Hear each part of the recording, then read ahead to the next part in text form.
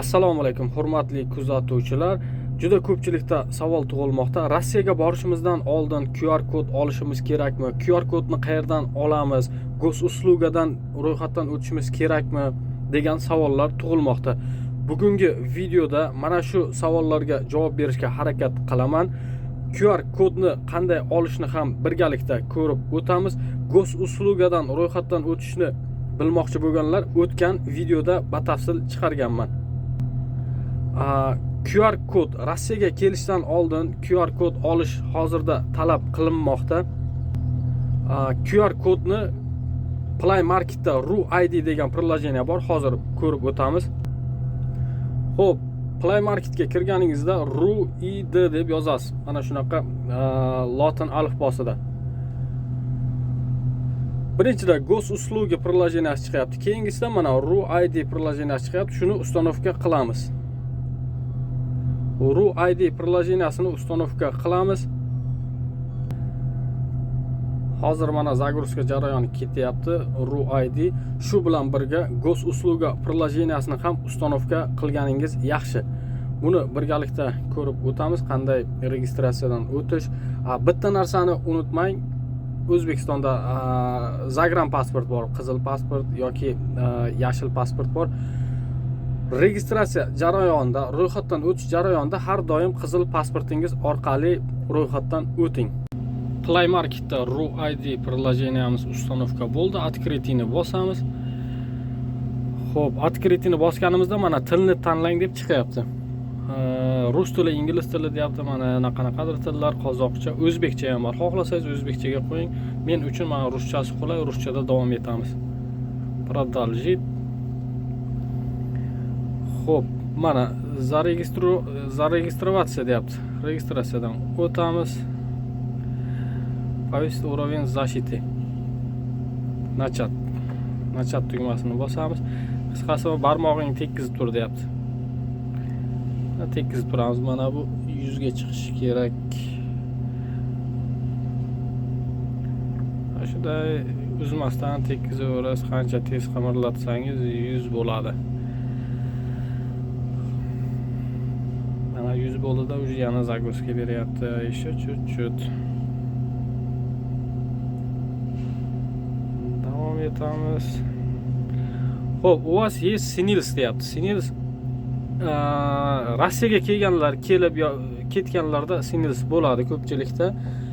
Rossiyaga birinchi kelayotganlarda bo'lmasligi mumkin. Shuning uchun net tanlayverasiz. Eng qulayi net. Netni bosamiz. Заполните данные вашего паспорта deyapti. Pasport ma'lumotlaringizni kirgizasiz. Eng esdan chiqmasin, qizil pasport, zagran pasportdagi ma'lumotlarni kirgizishingiz kerak. Mana bu yerni to'ldirib chiqaman men hozir. Familiya, imya deyapti. Отчество, data рождения, elektron pochtani kirgizish kerak. Mana mushkoy degan jinsni tanlang degan joyi bor. Pasport ma'lumotlarini kirgizishda lotin, ingliz harflardan foydalanasiz, kirilchadan emas.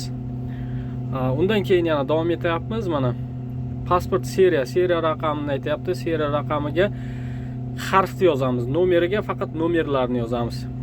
Qachon olingani, srogi qachongacha, strana vydacha dokument qaysi davlatga, O'zbekistondan bo'lsangiz, Tojikistondan bo'lsangiz, Tojikiston davlatingizni ko'rsatasiz.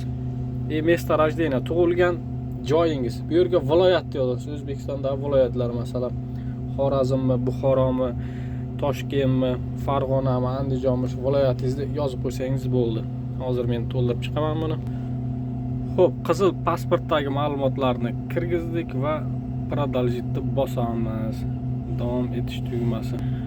Bu yerda tekshirib chiqing deyapti. Nimalarni ma'lumotlaringizni bir qayta tekshirasiz. Все верно, hammasi to'g'ri degandan keyin yana vernani bosamiz.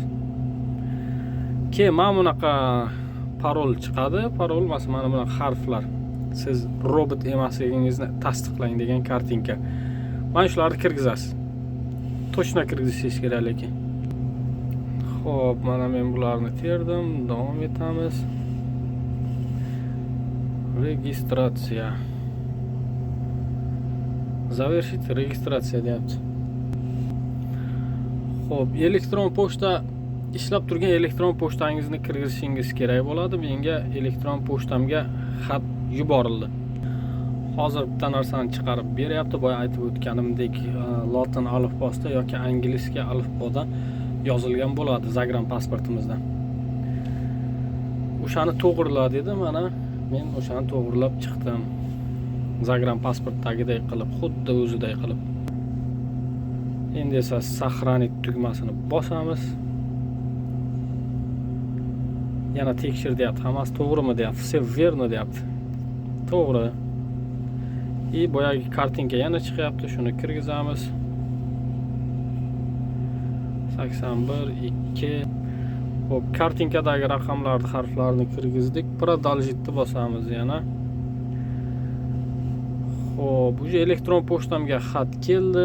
Mana yana jo'natdik deyapti. Завершите registratsiya. Elektron pochtaga jo'natdi. Elektron pochtani ochib ko'rasiz keyin. Xo'p, elektron pochtani ochganingizda shunaqa xabar keladi. Tasdiqlang degan. Mana подтвердить. Подтвердитni bosamiz. Xo'p. Elektron pochtani tasdiqlang. Mana yana bir marta bosamiz. Lekin o'xshamayapti. Nimagadir? Xullas, RUID приложениямizga kirdik. Bizni elektron pochtamizni tasdiqlashni so'radi, lekin подтверждение qila olmadik. Bu RUID приложенияsi hali to'liq ishga tushmaganligini bildiradi. Endi esa savol tug'ilishi mumkin. Rossiyaga kelishimizdan oldin QR kod olishimiz kerakmi? Shunaqa biometriyalardan o'tishimiz kerakmi? degan savollar tug'ilishi mumkin. Yo'q, hozircha chegarada hech qanday muammo bo'lgani yo'q. Rossiyaga kelgandan keyin gosusluga hammasini yoki ishlash uchun patent hammasini Rossiyaga kelgandan keyin qilishni boshlashingiz mumkin. Ungacha mana shu RUID приложенияsi Play Marketda bor, telefoningizga o'rnatib qo'ying va registratsiya qilib qo'ying. Siz uchun mashg'ulot bo'lishi mumkin.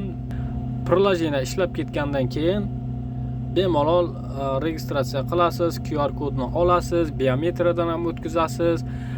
Siz uchun foydali bo'ladi. Masalan, Rossiyaga yangi kelganingizdan boshlab sirazi SIM karta olish uchun oson bo'ladi.